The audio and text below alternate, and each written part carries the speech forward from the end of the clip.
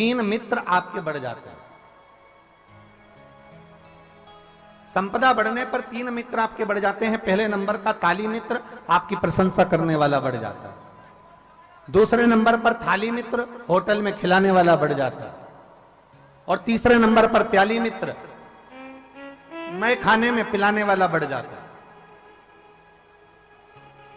संपदा बढ़ी कि ये 3 अपने आप बढ़ जाते हैं, आपको ढूंढना नहीं पड़ता इनको। संपदा बढ़ने पर आपको ताली मित्र, प्रशंसा करने वाले बहुत मिलेंगे। वाह वाह महाराज, बहुत बढ़िया, बहुत बढ़िया, बहुत जोरदार, करे जाओ, ये वो, प्रशंसा करने वाले बहुत मिलेंगे। दूसरे नंबर पर थाली मित्र, होटल में खिलाने वाले बहुत मिलेंगे। जैसे जैसे धन बढ़ जाएगा ऐसे ऐसे मित्र मिल जाएंगे जो आपको होटल में ले जाकर बिठा देंगे। धीरे धीरे आपको होटल का चस्का लगा देंगे, गलत कार्य में लगा देंगे, उसके बाद आपके धन को पूरा की पूरा जीन जाएंगे। और तीसरे नंबर पर है प्याली मित्र, आपको पीना भी याद नहीं होगा, पर आपके जो मित्र होंगे, जो आपका धन देखकर आपके मित्र बन जाएंगे, वो आपको पीने में लगा देंगे और पूरा बर्बाद कर देंगे। अब ये जुआरी जीत तो गया, धन तो आ गया, पर इसने वेश्या का संग कर लिया, मदिरा का नशा कर लिया। वेश्या को अपना बनाने के लिए बहुत प्रयास करा। एक दिन वेश्या ने कहा, आज मेरा मन कर रहा है कि मेरे बालों में लगाने के लिए मुझे गजरा चाहिए, मुझे मेरे बालों में लगाना है, मुझे गजरा चाहिए। तो जुआरी ने कहा, ठीक है, मैं तुम्हारे लिए गजरा लेकर आऊंगा। उसने कहा, मुझे मेरे गजरे के साथ में खाने के लिए मुझे बीड़ा चाहिए, पान चाहिए, मैं तुम्हारे लिए पान बीड़ा लेकर आऊंगा। आज जुआरी नशे में धुत होकर गजरा और बीड़ा लेकर चला। बीच में राह में ठोकर लग जाती है और ठोकर लगते से नीचे गिर जाता है। जब नीचे गिरा, गजरा और बीड़ा दोनों की दोनों जमीन पर रज में मिट्टी में हो जाता है। मिट्टी में हो गया, बेहोशी में गिर गया। थोड़ी देर बाद इसको होश आया। होश आने के बाद इसने सोचा कि मुझे वेश्या के घर जाना है, पर गजरा और बीड़ा तो मिट्टी में हो गया। अगर मैं वेश्या को ये मिट्टी का सामान दूंगा तो वेश्या मुझसे प्रसन्न नहीं होगी। अब मैं करूं तो करूं क्या? सामने एक शिवालय था, जहां वो गिरकर पड़ा था उसके ठीक सामने एक शिवालय था। शंकर का एक ओटला था। उस शिवालय पर केवल शंकर जी की एक शिवलिंग रखी हुई थी। और इस जुआरी ने विचार करा, मेरे बीड़े में और गजरे में इस शंकर ने नियत लगा दी है, इसमें इन्होंने नजर लगा दी है, इसलिए ये गिर गया। उसने बीड़ा और गजरा उठाया और शंकर के मंदिर में फेंक दिया। शिव के मंदिर में जब गजरा और बीड़ा फेंका, चले गया। 8 महीने पूरे हुए और इसके प्राण छूट गए। प्राण छूटने के बाद ये यम की कैद में पड़ गए। जब यम की कैद में पड़ा तो यमराज ने चित्रगुप्त महाराज से पूछा कि इसके पाप और पुण्य गिने जाएं। तो महाराज, इसने कोई पुण्य नहीं करा, ब्राह्मण कुल में जन्म लिया पर हमेशा झूठ बोला। ब्राह्मण कुल में जन्म लेने के बाद भी ये गलत कर्म करता रहा, जुआ खेलता रहा, मदिरापान करता रहा, वेश्यावृत्ति करता रहा, गलत गलत कार्य करता रहा, इसलिए इसने कोई पुण्य नहीं करा, इसको नरक में फेंका जाए। यमराज ने कहा, ऐसा हो नहीं सकता। मृत्यु लोक में अगर किसी का जन्म होता है तो वो जिंदगी में एक ना एक पुण्य जरूर करता है।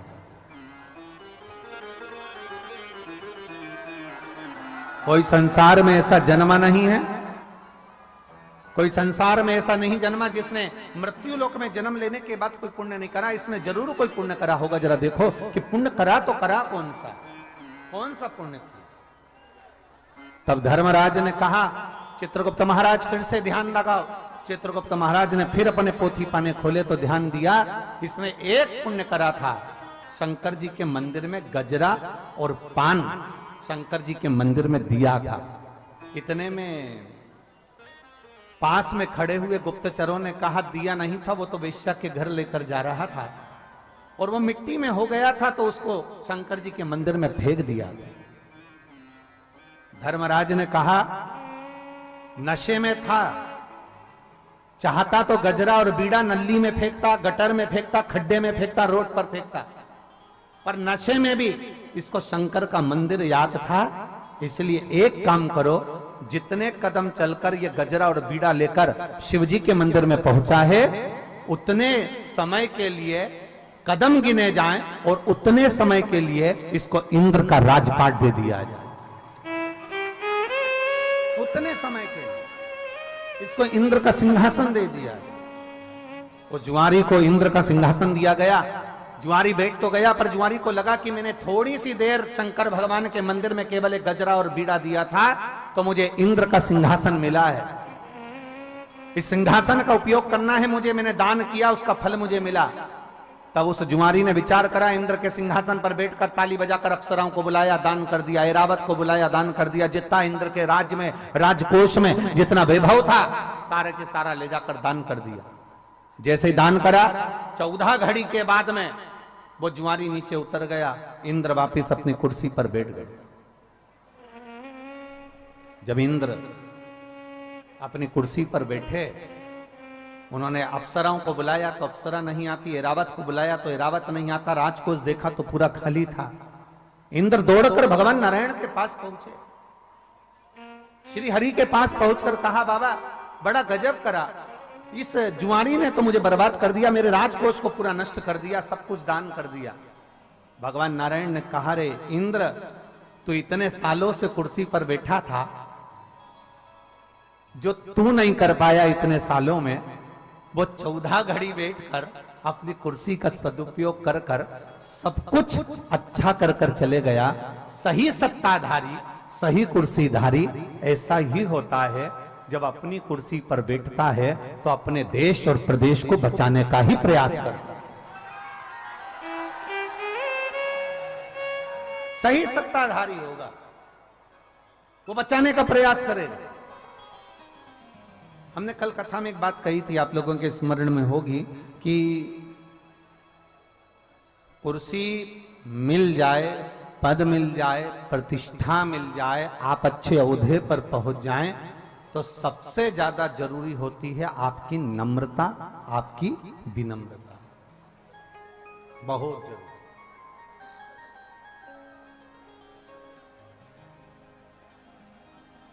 और मैंने तेरे ही भरोसे बाबा, तेरे ही भरोसे हवा बिच उड़ती जावांगी, बाबा डोर तो छड़ी ना में कटी जावांगी, भोले में तेरी पतन, शंभो में तेरी पतन, हवा बिच उड़ती जावांगी, बाबा डोर तो छड़ी ना में कटी जावांगी, भोले में तेरी पतन।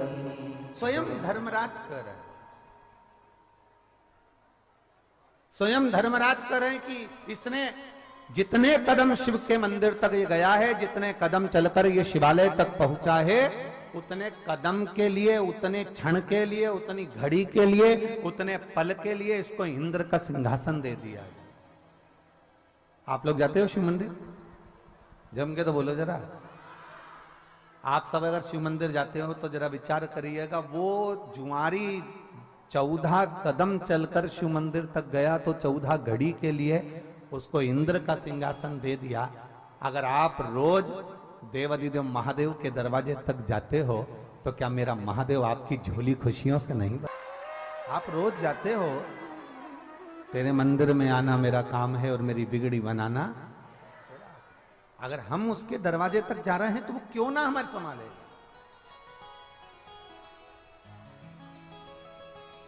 वो हमें क्यों ना संभालेगा। बोल बम का नारा है। आप और हम अगर शिव के शिवालय तक पहुंचे हैं, भगवान शंकर के दरवाजे तक पहुंचे हैं, तो मेरा बाबा देवाधिदेव महादेव संभालता जरूर है। वो खाली नहीं रखता, वो खाली नहीं छोड़ता।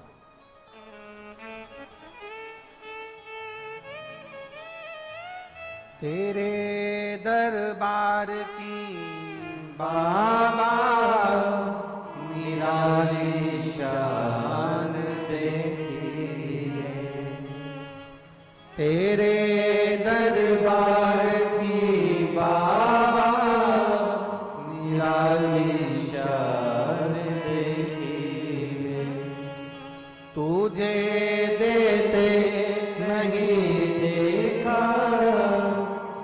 झोली भरी देखी है, मुख दुनिया मोड़ेगी बाबा मुखड़ा ना मोड़, मुख दुनिया मोड़ेगी बाबा तू खेड़ा ना मोड़, मैनू लगी परीती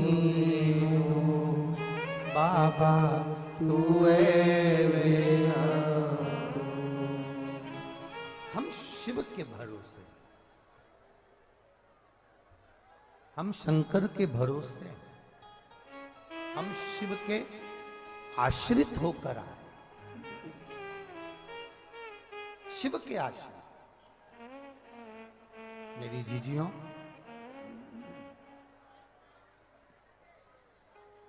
मेरे जीजाओं, मेरी दीदियों, मेरी बेटियों, बेटाओं, मेरी माताओं, भाई, एक बात अपनी बुद्धि में बिठा कर रख लो, एक बात अपने चित्त में बिल्कुल बिठा कर रख लीजिए। संसार में जिसका जन्म हुआ है, माता के गर्भ में जब हम पड़े रहे, उस समय देवादिदेव महादेव ने हमको संभाला, और जब हम माता के गर्भ से बाहर निकले, जब हमारा जन्म हो गया, पृथ्वी पर हम आ गए, मृत्यु लोक में हम पैदा हो गए, पृथ्वी पर हम जन्म ले लिए। शिव कथा कहती है, शिवजी ने माता पार्वती जी को नंदनवन में एक बात कही थी कि पार्वती, जब पृथ्वी पर पशु, पक्षी, जलचर, थलचर, वायुचर या मनुष्य, जानवर, कोई भी पृथ्वी पर जब जन्म लेता है, एक छोटा सा छोटा जीव भी अगर पृथ्वी पर जन्म लेता है, तो शिव कहते हैं उसके भरण पोषण की जवाबदारी मेरी होती है। इसलिए लोग मुझे हमेशा विश्वनाथ कहते हैं, क्योंकि मैं किसी को अनाथ नहीं छोड़ता।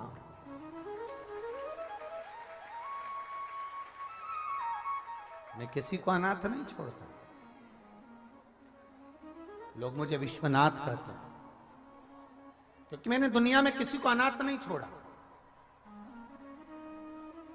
कई माताएं कह देती, गुरुजी हम अकेले हैं, हमारा कोई नहीं, हम बड़े दुखी हैं, भगवान हम तो अकेले रह गए। और कोई कहता है हमारे माता चली गई, कोई कहता पिता चले गया, कोई कहता ये गया, कोई कहे वो गया, हम अनाथ हो गए। ना ना,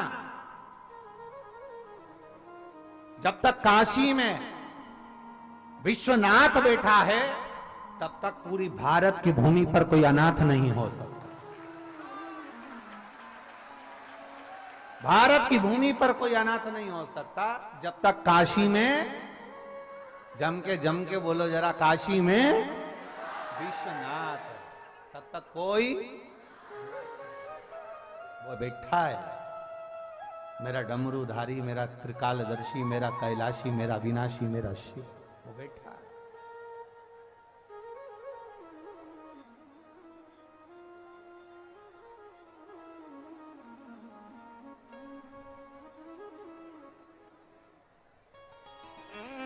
कल हमने आपको कहा था, तुम्हारी धूप में तप रहे थे, तब हमने एक बात कही थी कि तुम्हारी परीक्षा लेगा।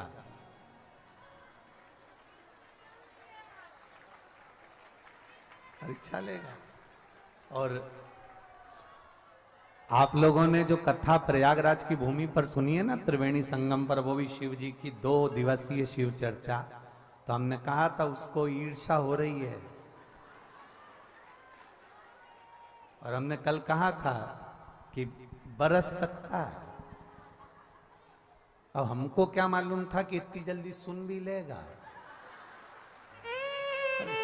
इतना अंदाजा थोड़ी ना था महाराज जी कि ये इतनी जल्दी सुन लेता है।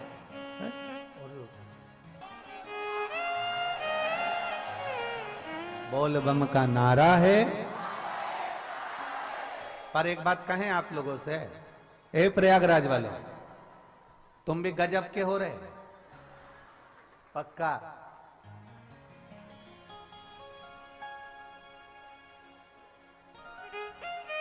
हमने एक बार पहले सुना था, हमने अपनी जिंदगी में कभी देखा तो नहीं, पर ऐसा सुना था कि जो पियक्कड़ होता है ना,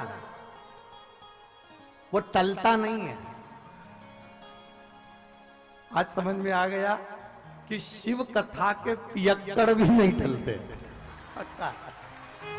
उसी तरह आपके घर के नजदीक में, आपके घर के पास में जो शिवालय हो, वहां एक लोटा जल रोज चढ़ाओ, भगवान भी तुम्हारे दरवाजे पर कभी टलेगा नहीं, तुम्हारे दरवाजे पर आएगा जब खड़ा रहे, ओए तुम्हारे दरवाजे। भोलेनाथ जी बड़े प्रेम से कहते हैं पार्वती जी से, पार्वती सुनो, लोग कहते हैं शंकर के मंदिर में सावन में क्यों जाना चाहिए, लोग कहते हैं शिव जी के मंदिर सावन में लोटा भर के जल क्यों चढ़ाना चाहिए, दुनिया के लोग कहते हैं सावन के महीने में इतना पानी गिरता है तो शंकर के मंदिर में जाना क्यों जरूरी होता है। शिव जी पार्वती से कहते हैं सुनो पार्वती,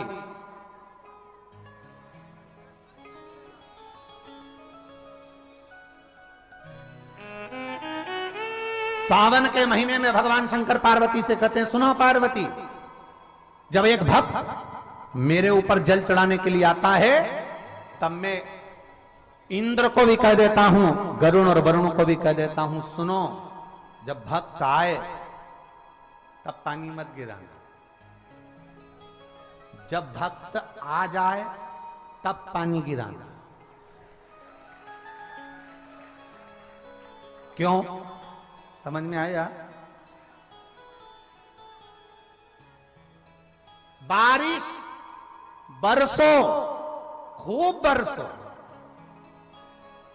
पर ऐसी मत बरसो कि कोई आ ना सके।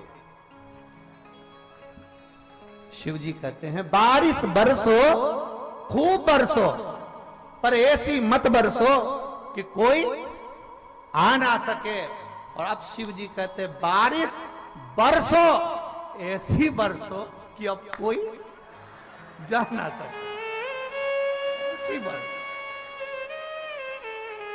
अब आ गया है ना मेरे पास मेरा भक्त, अब आ गया ना मेरा भक्त, मेरे शिवालय में आ गया, मेरी शरणागति में आ गया, मेरे पास आ गया। और जब भोले का भक्त भोले के करीब में आ जाए, बारिश अब बरसो तो ऐसी बरसो कि कोई जा ना सके, जो मेरा हो जाए तो मेरे पास से कभी ना जाए, इसलिए तू बरसते रहे, वो मेरे करीब में बना रहे। ये शिव क्यों घड़ी है, ये शंभू है, ये त्रिकालदर्शी, ये कैलाशी, ये अविनाशी, ये शंकर है, उसको पहचानना कठिन है। यमुना मैया गई, जो उन्होंने गोलोक धाम में दर्शन करा भगवान का, विचार कर लिया कि मुझे पटरानी बनना है भगवान नारायण की, पटरानी बनना है भगवान कृष्ण की, अब करूं तो करूं क्या। यमुना मैया सीधे सबसे पहले माता सरस्वती के पास पहुंची, ब्रह्मणी के पास में पहुंचकर उन्होंने विनती करी, मुझे करूं क्या, मैं कैसे भगवान कृष्ण की, भगवान नारायण की पटरानी बन सकती हूं, आप बताओ मैं कैसे बन सकती हूं। सरस्वती ने कहा एक ही काम है, गंगा जी के घाट पर जाओ, शंकर जी की आराधना करो। गंगा के घाट पर शिव की आराधना, हाँ। यमुना मैया पूरे मृत्यु लोक में भ्रमण करती करती करती करती प्रयागराज की पवित्र भूमि पर पहुंच गई, और प्रयागराज की पवित्र भूमि पर भीटा की पहाड़ियों में, कहां की पहाड़ी, भीटा, प्रयागराज में यहां से महाराज जी 25 किलोमीटर दूरी पर भीटा की पहाड़ी पर एक स्थान, ऐसा स्थान है शंकर जी का, यमुना जी का ऐसा स्थान जहां पर स्वयं यमुना भगवान शंकर की आराधना करने के लिए बैठी, और शंकर जी को सुजावन महादेव के नाम से वहां पर आना पड़ा और दर्शन देना पड़ा।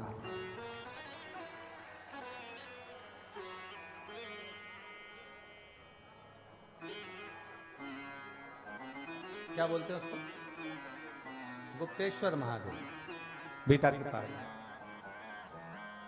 स्थान यमुना मैया प्रयागराज की पवित्र भूमि पर आ गई और प्रयागराज की पवित्र भूमि पर आकर यमुना जी गंगा जी के घाट पर आराम से बैठकर तप साधना में लीन हो गई। इतनी लीन हो गई, हजारों वर्ष निकल गए पर भगवान भोलेनाथ जी का दर्शन नहीं हुआ। अब याद रखना, जरा बहुत अच्छी बात आपके सामने कहना चाहेंगे, आप स्मरण में लाएंगे और जितने आस्था चैनल पर सुन रहे हैं, फेसबुक यूट्यूब पर सुन रहे हैं, वो ध्यान लगाएंगे, बहुत सावधानी से सुनिए। हजारों वर्ष का तप करिए, शिव जी प्रसन्न नहीं होते। हजारों वर्ष की साधना करिए, शिव जी प्रसन्न नहीं होते। यमुना जी की कथा कर रही है, सुजावन महादेव की कथा कर रही है। भगवान शंकर का तप कर कर कर यमुना जी बहुत वर्ष बीत गए पर भगवान प्रसन्न नहीं हुए। तुम भी 1000 वर्ष तक नेत्र बंद कर कर साधना लगा कर बैठ जाओ, शिव जी नहीं प्रसन्न होंगे। तुम वन में जाकर बैठ जाओ, महादेव प्रसन्न नहीं होंगे। 1000 वर्ष तक तप करो, महादेव प्रसन्न नहीं होंगे। यमुना जी को लगा कि मेरे तो महादेव प्रसन्न नहीं हो रहे, मैं करूं तो करूं क्या। उसी समय उन्होंने गंगा जी का ध्यान किया। यमुना जी ने गंगा जी के हाथ जोड़े, हे गंगा मैया, गंगा मैया आप कृपा करो, हमें बताओ महादेव कैसे प्रसन्न होंगे। एक बार भी यमुना जी ने गंगा जी से यह नहीं कहा कि नारायण कैसे प्रसन्न होंगे, क्योंकि नारायण से विवाह करना है ना इनको डायरेक्ट। अगर नारायण से विवाह करना है तो नारायण को प्रसन्न करना था, पर ये नारायण को प्रसन्न नहीं कर रही है, महादेव को प्रसन्न कर रही है। हमारे जो डॉक्टर होते हैं ना, वो भी बहुत अच्छे वेद पुराण पढ़े होते हैं, इसलिए डॉक्टर साहब कभी भी एक गोली नहीं देते, एक गोली के साथ दूसरी गोली लगा कर देते हैं। वो कहते हैं ये गोली सुबेरे खा लोगे, फिर ये गोली भोजन के, जम के बोलो जरा, भोजन के बाद खाना। ये भोजन के पहले खाना, ये भोजन के बाद खाना। डॉक्टर भी 2 गोली देता है, एक गोली नहीं देता। उसी तरह महादेव की कथा कहती है, यमुना जी ने विचार करा कि मैं सीधे नारायण से अगर मांगूंगी तो नारायण मुझे पटरानी नहीं बनाएंगे, पर शंकर भगवान की बात नारायण कभी टाल नहीं सकते, इसलिए मैं नारायण को अगर मांगू उससे पहले मैं महादेव से मांग लेती, मैं शिव से मांग लेती। अब गंगा जी से कहा, गंगा जी आप बताओ। गंगा जी बोलती हैं कि आप एक काम करो कि तुम 1000 वर्ष की तप साधना करोगे तो महादेव प्रसन्न नहीं होंगे। तुम नेत्र बंद कर कर बैठी रहोगी तो महादेव प्रसन्न नहीं होंगे। तो मैं क्या करूं? तब यमुना जी से गंगा जी ने कहा, बालू रेत का शिवलिंग बनाओ, उसकी पूजन कर कर 1 लोटा जल चढ़ाओ। अब देखो, आपसे भी हम एक ही बात कहते हैं, सारी समस्या का हल। आज तक हमने ये नहीं कहा कि तुम्हारी समस्या भारी है तो आंख बंद करके बैठो, उठो ही मती, सो मती। हमने ये बोला कभी? हमने तो एक बात बहुत अच्छी कही तुमसे, खूब खाओ पर लोगों के प्राण मत खाओ।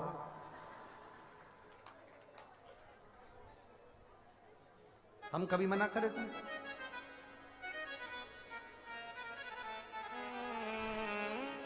शिव महापुराण की कथा में सबसे शुरू में वेद व्यास जी वर्णन करते हैं शिव कथा सुनने का नियम। शिव कथा सुनने का नियम मालूम है तुमको?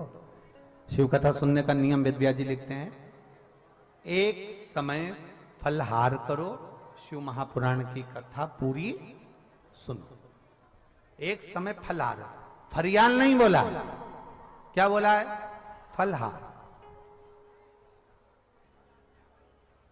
अब ये तो वेद व्यास जी ने कहा दिया, अब हमारे तरफ से सुन लो। एक समय का फलहार करो, शिव महापुराण कथा सुनो। नहीं बन सके तो एक समय फलहार करके दूसरे समय फरियाल करो। फरियाल समझ गए? साबूदाने की खिचड़ी, चिप्स, पापड़, आलू का हलवा, आधा किलो पपीता, 1 किलो सेव फल, 2 दर्जन केला, रात्रि को सोने के पहले 1 लोटा भर के दूध, उसमें भी मखाने की पीस के डाल के बादाम, फिर खा के फुल एनर्जी, फिर सो। अब उन्होंने तो कहा कि एक समय फलहार करो, शिव महापुराण की कथा सुनो, और हम कहते हैं एक समय फलहार करो, दूसरे समय फरियाल करो पर शिव महापुराण की कथा जरूर सुनो। और इतने में काम नहीं चले तो एक समय फरियाल करो, दूसरे समय भोजन करो, पर शिव पुराण जरूर सुनो। सुनो नहीं, जरूर सुनो। इतने में काम ना चले तो दोनों समय भोजन करो, पर शिव पुराण जरूर सुनो। और इतने में काम नहीं चले तो डब्बा लेके कथा में चलो। महाराज नहीं देखे तब महाराज जी एक कथा कह रहे को कोई बता, हम गाड़ी में कौन से महाराज जी का वर्णन कर?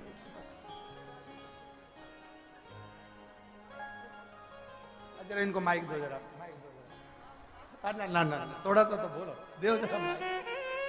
महाराज जी ये पहली बार शिव पुराण में ऐसा हुआ है। आज थोड़ा सा एक महाराज जी का वर्णन कर रहे थे कि एक महाराज जी ऐसे थे जो प्रवचन देते थे तो वो, हाँ महाराज जी, काशी की बात है, रामायण का महोत्सव चल रहा था, अनेक वक्ता लोगों को बोलना था। एक वक्ता बहुत मोटे थे और उनकी जैसे महाराज जी ने बताया फलाहार का सिस्टम था। अब उनको बीच में भूख लगी आई तो भोजन करते अपने प्रवचन देते देते साल ओढ़ के और पूरा खा लिए। तो हमने पूछा क्या हुआ, बोले थोड़ी सी माला जब बाकी रह गई थी वही जप रहे थे। बोला हर हर महादेव। तो महाराज जी बता रहे थे कि जब अपनी इंद्रियां एकदम प्रसन्न होगी तभी तो कथा में रस आएगा। जब इंद्रियां, अब मालूम पड़े कहीं का बेचारा डाक कहीं ने कह दिया नहीं भागवत जी सुनना है, रामायण सुनना है, शिव पुराण सुनना है, उपास करना पड़ेगा, उपास करा दिया, मालूम पड़े उसकी शुगर की बीमारी थी, ब्लड प्रेशर की बीमारी थी, और बेचारी ने कुछ नहीं खाया, शुगर और बीपी ऊंचा नीचा हो गया, और कथा की यजमान हॉस्पिटल में 3 दिन से पड़ी, 7 दिन की कथा यूं ही नहीं पड़ गई। क्या मतलब? खूब चरो और एकादशी करो,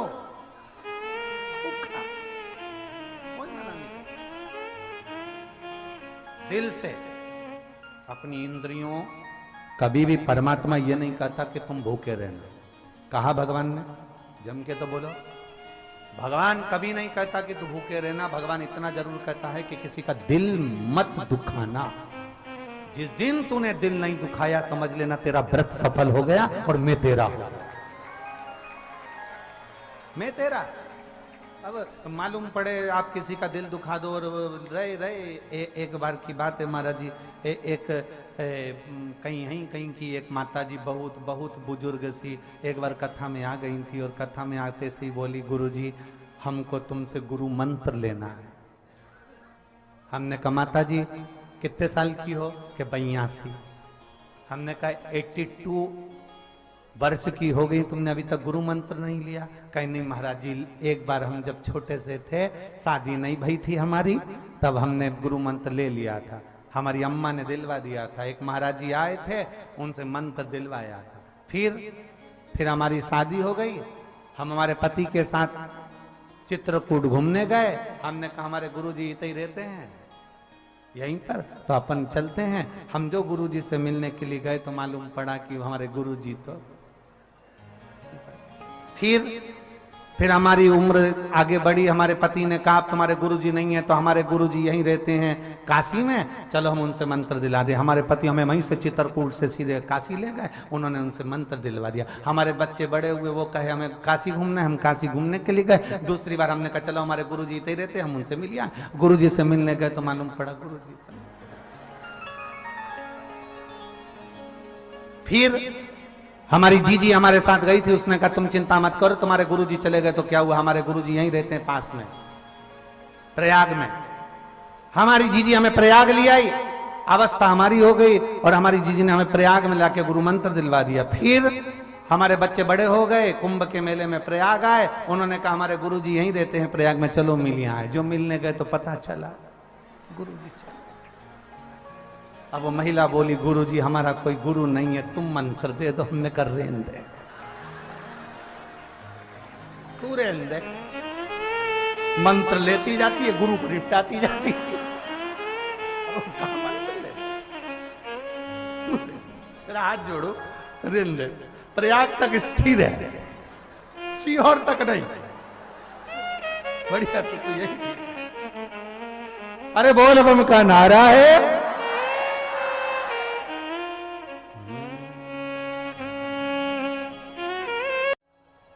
आप जिस भाव से भजेंगे, जैसे हम कहते हैं हमारे शहर में, हमारे सीहोर नगर में कुबेरेश्वर धाम कंकर शंकर की भूमि है। मतलब वहां जो गया है वो कंकर शंकर की आराधना करने के लिए गया है, कंकर शंकर की पूजन करने के लिए गया।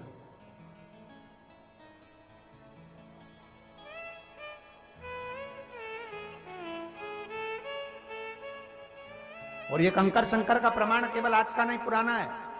जब भगवान विष्णु, भगवान नारायण मृत्युलोक में देवाधिदेव महादेव से कैलाश पर मिलने के लिए आए, तो कैलाश पर उन्होंने पांव नहीं रखा, कैलाश से ऊंचे खड़े रहे। कैलाश पर उनका चरण नहीं रख पाया, कैलाश पर उनका पांव नहीं था, कैलाश पर उनका पांव नहीं था, ऊपर है। भगवान शिव ने कहा कि हमारे कैलाश पर आए हैं, दुनिया के लोग कैलाश का दर्शन करने आते हैं, चलकर बहुत दूर दूर से आते हैं, और नारायण आप कैलाश पर आए और कैलाश पर आपने अपना चरण नहीं रखा, अपना पांव नहीं रखा। भगवान नारायण की आंख में आंसू भर गए। भगवान नारायण रोते हुए आंख में आंसू भरकर कहते हैं, बाबा मैं जहां पांव रखता हूं वहां मुझे कंकर नजर आता है, जहां पांव रखता हूं वहां मुझे कंकर दिखता है, और हर कंकर में मुझे शंकर दिखता है, इसलिए मैं पांव नहीं रखता। भगवान शिवजी ने कहा, नारायण मैं तुम्हारे बिना नहीं रह सकता, तुम मेरे बिना नहीं रह सकते, तो फिर ये कंकर से क्या डरना? आप मेरे बिना नहीं रह सकते, मैं आपके बिना नहीं रह सकता। और हम दोनों जब एक दूसरे के बिना नहीं रह सकते, तो आपको भूमि पर पांव तो रखना ही पड़ेगा ना। कंकर तो आपके पांव में चुभेगा।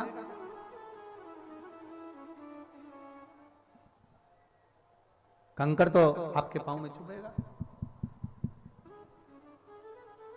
जब आप मेरे करीब में रहें तो बाबा बस इतना सा निवेदन, इतनी सी प्रार्थना, इतना सा, मैं आपके बिना नहीं रह सकता, आप मेरे बिना नहीं रह सकते। मैं आपके बिना नहीं, आप मेरे बिना नहीं रह सकते। पूछा फिर करें तो करें क्या? नारायण ने पूछा फिर करें तो क्या करें? जो आप आज्ञा करेंगे वो मैं कर लूंगा, आप जो बोले वो मुझे स्वीकार। भगवान शिवजी ने कहा, एक काम करो, पूरी पृथ्वी पर कंकर हैं और हर कंकर में शंकर हैं। हम कभी भी तुमसे ये नहीं कहे आज तक कि तुम बहुत दूर जल चढ़ाने जाओ। बोला कभी? क्या कहते हैं कि आपके घर के नजदीक में जो शिवालय हो उस पर जाओ, क्योंकि सरकार भी यही कहती है। आप बीमार हुए हो, तकलीफ हुई है, बाहर के हॉस्पिटल में, शहर के हॉस्पिटल में बाद में जाओगे, पहले प्राथमिक उपचार केंद्र में जाइए। जो हमारे गांव में, हमारे नगर में, हमारी कॉलोनी में, हमारी सोसाइटी में, हमारे खेड़े में, हमारे गांव में जो छोटा छोटा हॉस्पिटल होता है, छोटा छोटा प्राथमिक उपचार केंद्र होता है, पहले अगर बीमारी है, तकलीफ है, तो पहले वहां दिखाओ। अगर आपको वहां पर दिखाया और वहां पर मालूम पड़ा कि यहां ठीक नहीं हो सकते, तो वहां से लिख कर दे दिया जाता है, फिर आप बड़े हॉस्पिटल में जाओ। फिर बड़े हॉस्पिटल में दिखाते हैं, तब कहते हैं कि साबी वाले हॉस्पिटल में जाओ। हम धीरे धीरे बड़े हॉस्पिटल की ओर बढ़ते हैं। अब इसमें कई लोग ऐसे हैं, शिव महापुराण की कथा को सुनने वाले, जो कथा सुनकर मन में विचार कर लेते हैं, मुझे तो जल चढ़ाने केदारेश्वर महादेव केदारनाथ जाना, मुझे तो अमरनाथ जाना है, मुझे तो यहां जाना है, मुझे सोमनाथ जाना है, केदारनाथ जाना है, मुझे कैलाश पर्वत जाना है, मुझे केदारनाथ जाना है। ये लोग प्रण कर लेते हैं। पर हम उनसे कहते हैं कि आप केदारनाथ, सोमनाथ, बाबा बर्फानी के दर्शन करने जाओ, मना नहीं है, पर उससे पहले आपके घर के पास में जो शिवालय है, आप वहां रोज लोटा भर के जल चढ़ाओ। जिस दिन मेरा केदारेश्वर इशारा करेगा, उस दिन तुम्हें दौड़ कर पकड़ कर बुलाएगा। उस दिन बुलाएगा वो आप अपने घर के नजदीक में, आप अपने घर के नजदीक में जो शिवालय, आपके घर के पास में जो शिवालय है, आप वहां जाओ, वहां जल चढ़ाओ, वहां प्रणाम करो, फिर जाओ जब बाबा बुलाए आप। और यहां जितनी जीजियां बैठी हैं, यहां जितने जीजाउन बैठे हैं, यहां जितनी मेरे बेटा बेटी बैठे हैं, जितनी माताएं बैठी हैं, उनसे भी निवेदन करूंगा, शिव महापुराण की कथा में कभी भी जाओ, 1 रुपए का कर्जा कर कर मत जाना। 1 रुपया भी किसी से मांगकर हमें कथा सुनने के लिए नहीं जाना। पास वाले मंदिर में जाओ, 1 लोटा जल चढ़ाओ और बाबा से प्रार्थना करो, बाबा मेरा मन है, मुझे शिव पुराण सुनने जाना है, व्यवस्था तुझे करना है, क्योंकि बेटी मैं तेरी हूं, बेटा मैं तेरा हूं, व्यवस्था तुझे करना। हम जब पास के शिवालय में जाकर, पास के शंकर के मंदिर में जाकर 1 लोटा जल समर्पित करते हैं, जब हम नजदीक में जाकर भगवान शंकर को जल चढ़ाते हैं, जब हम नजदीक में पहुंचकर भगवान देवाधिदेव महादेव की आराधना करते हैं, जब हम नजदीक में पहुंचकर भगवान शंकर का गुणगान करते हैं, तो शिव हमारे मन की बात सुनकर फिर कहते हैं कि अब मैं तुझे अच्छी जगह तक पहुंचाने का प्रयास करता हूं, तू मेरे करीब आया है, मैं तुझे केदारनाथ और सोमेश्वर तक पहुंचाने का प्रयास। और मेरी जीजियों, इतना सा जरूर कहूंगा इस व्यासपीठ से, मां त्रिवेणी के संगम से आप सबको कहना चाहूंगा, जितने लोग कथा को श्रवण कर रहे हैं, जितने लोग कथा को सुन रहे हैं, जब जब शिव पुराण की कथा टीवी पर आए, जब जब किसी तीर्थ में शिव महापुराण की कथा सुनने का मौका मिले, बाबा से इतना प्रार्थना जरूर करना कि मेरे जैसे ये पत्र आए हैं, ऐसी मेरे मन की कामना पूर्ण करना, तो मैं भी एक पत्र लिखकर उस तीर्थ तक पहुंच जाऊंगा, कथा को सुनूंगा, मैं भी सुनूंगा, मैं भी आपके दरवाजे तक पहुंच।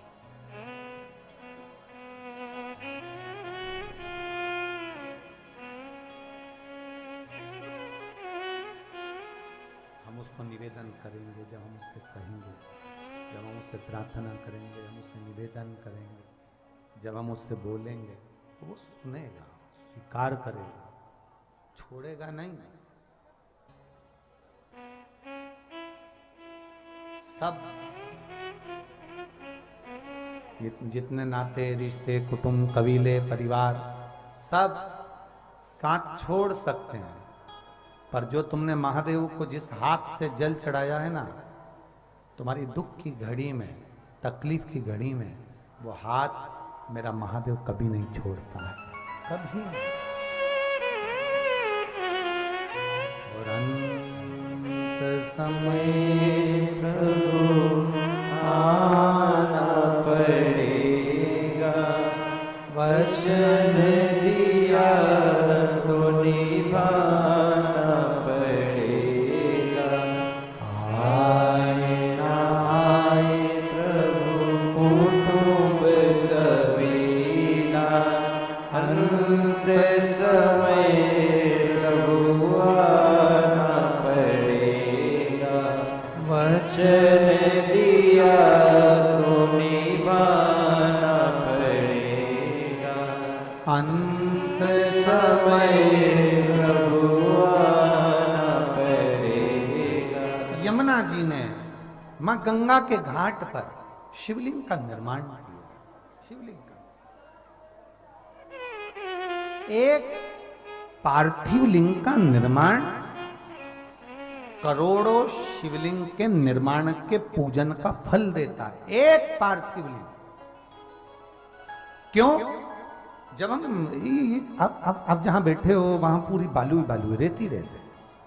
आप गंगा के घाट पर गए, यमुना जी के घाट पर गए, सरयू मैया के घाट पर गए, आप नर्मदा जी के घाट पर गए, आप मंदाकिनी के घाट पर गए, आप कावेरी के घाट पर गए, वहां से आपने बालू उठाई, बालू रेत उठाकर अपने शिवलिंग बनाया। उसमें बालू के जितने जितने छोटे छोटे कण होते हैं, जितने बारीक बारीक कण होते हैं, हम ये मानकर चलें हर कंकर में शंकर है।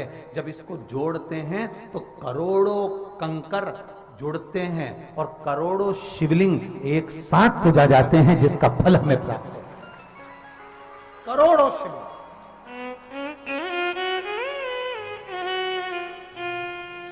कोई एक या दो शिवलिंग का नहीं, करोड़ों शिवलिंग का फल है पार्थिव शिवलिंग का पूजा।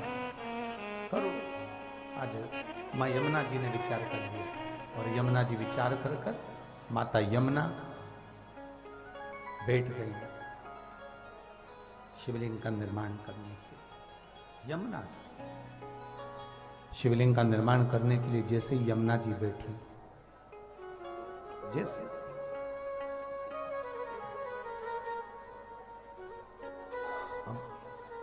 समझने वाला विषय है, थोड़ा ध्यान देंगे। गंगा जी इधर बह रही हैं, आप उधर मुख कर कर बैठ गए, शिवलिंग बना लिया। कई कई ऐसी भी माताएं हैं, ऐसे भी भाई हैं जिनको दिशा का भान नहीं होता कि पूरब पश्चिम उत्तर दक्षिण किधर है। हमें स्मरण नहीं है, हमें ज्ञात नहीं है कि भगवान शंकर की जलाधारी किस ओर होना चाहिए। शिव महापुराण की कथा कहती है मंदिर में शिवलिंग का विराजमान होते हैं, उत्तर की ओर जलाधारी हो जाती है, पर पार्थिव शिवलिंग का जब हम पूजन करने बैठते हैं हमारे स्मरण में नहीं रहता कि जलाधारी किधर रखना। हम अनभिज्ञ हैं, हमें ज्ञात नहीं है। कई माताएं दूसरे से पूछती हैं ये मैंने जलाधारी बनाई है जिस पे शिवलिंग रखा है, इसका मुंह कहां करूं? मैं गंगा जी के घाट पर बनाई, अब मैं इसका मुंह कहां करूं? शिव महापुराण की कथा कहती है उस जगह पर आपको पूछने की जरूरत नहीं है। मैं जहां बना रही हूं आपको स्वीकार करना पड़ेगा, क्योंकि आप मेरे पिता हो, आप मेरे बुजुर्ग बाबा हो, दादा हो। मैं जहां बना रही हूं आप उधर स्वीकार करिए। मेरे को नहीं मालूम कि पूरब किधर, पश्चिम किधर, उत्तर किधर, दक्षिण किधर। मुझे नहीं मालूम कि एक लोटा जल चढ़ाने से मेरे क्या केवल बेटा ही ठीक होगा, मैं नहीं जानती। जब मैंने एक लोटा जल आपको चढ़ाया है, एक लोटा जल अगर मैं समर्पित कर रही हूं तो केवल बेटे के लिए नहीं, मैं एक लोटा जल समर्पित कर रही हूं कि मेरे परिवार में सर्वे भवन्तु सुखी, सब सुखी रहे, सबका दुख सबका कष्ट दूर हो, सब सुखी रहे। और दया की न हो जो तुम्हारी तो सुनी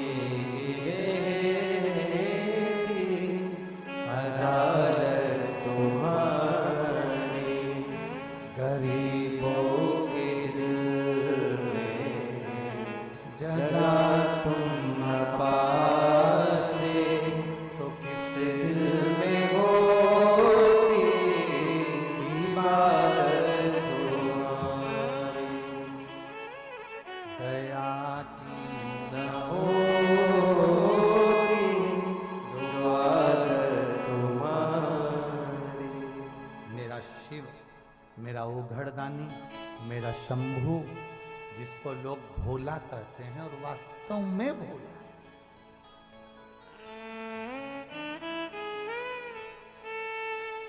कितना डरा कर रखा था लोगों को शंकर जी की पूजन के नाम पर। बोलो सही है कि गलत?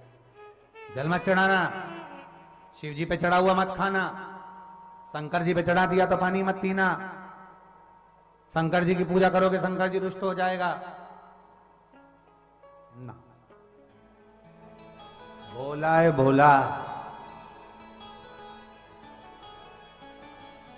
भोले बनकर पूजोगे तो भोला मिलता भी जल्दी है, मिलता भी जल्दी है। जितने भोले बने, घर में दो बहुएं हैं, एक बहुत समझदार और एक बिल्कुल मूर्ख। सास की निगाह में दो बहुएं हैं, परिवार की निगाह में दो बहुएं हैं, एक समझदार एक में अकल नहीं है। जो ज्यादा समझदार होता है उसको पूरे घर का बोझा उठाना पड़ता है। जो बिल्कुल मूर्ख होती है, कहती है हमारी छोटी बहू में तो अक्ल ही नहीं है, वो सबसे पहले शादी में बफेट में निपटाती है। सब माताएं कहती हैं हमारी इस बहू में तो अक्ल ही नहीं है, हमारी बड़ी बहू बहुत समझदार। बड़ी बहू समझदार है, मामा जी आए कि नहीं आए, रोटी परोसेगी, बुआ जी आई कि नहीं आई, खाना देगी, चाय बनाई कि नहीं बनाई, वो आया कि नहीं आया, पूरे घर का देख रेख जो समझदार होता है उसी को करना पड़ता है। और जिसमें अक्ल ही नहीं, सास कह देती है मेरी छोटी बहू में तो बिल्कुल अक्ल नहीं है, वो बिल्कुल एकदम फ्री रहती है, सबसे पहले डेंटिंग पेंटिंग करके मेहंदी, सबसे पहले डेंटिंग पेंटिंग तैयार करके मेहंदी मांडने को तैयार हो जाती है। मांड और लगा लोगों के बैठ जाएगी। और जो कहती है ना इसमें तो अक्ल ही नहीं, उन्हीं से कहती है बुआ जी भूख लग रही है, एक प्लेट लगा लाओ ना। और बुआ जी प्लेट भी लगा ले, उसको तो मालूम है अक्ल ही नहीं है। और प्लेट किसने लगा कर दी, जो समझदार थी, ए बेटा तू तो समझदार है ना, लगा ला। जो समझदार थी वो प्लेट लगा के लाई, बुआ जी उसके पास में बैठ के चर्रा रही, ये मेहंदी मांड के पड़ी। आग लगे बस्ती में, अपन मस्ती, उसे कौन फर्क पड़ा।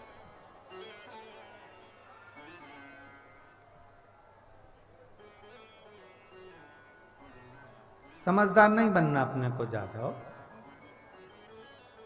जो ज्यादा समझदार होता है उसको बहुत ध्यान रखना पड़ता है।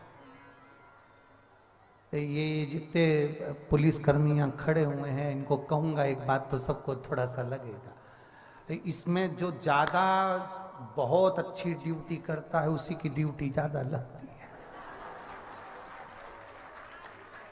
बहुत अच्छे से सवाल, बहुत अच्छे से सवाल उसी की। और जिसमें अक्ल ही नहीं, इसको मत भेजना प्रयास, इसमें अक्ल नहीं।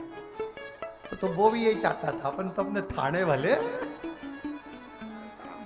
अपने खोल क्या समझता समझता। इसलिए शास्त्र कर रहा है भोले को पाने के लिए भोला बनना। क्या बनना है मुझे? अब भोला बन गए तो सहजता में बाबा देता है, बहुत सहज बन। थोड़ा समय दुख आ सकता है, थोड़ा समय कष्ट आ सकता है, कितने भी दुख के बादल छाए रहें, एक दिन कृपा का सूरज प्रकट होता ही है। निश्चित कितना ही दुख वो कृपा करेगा, करुणा करेगा।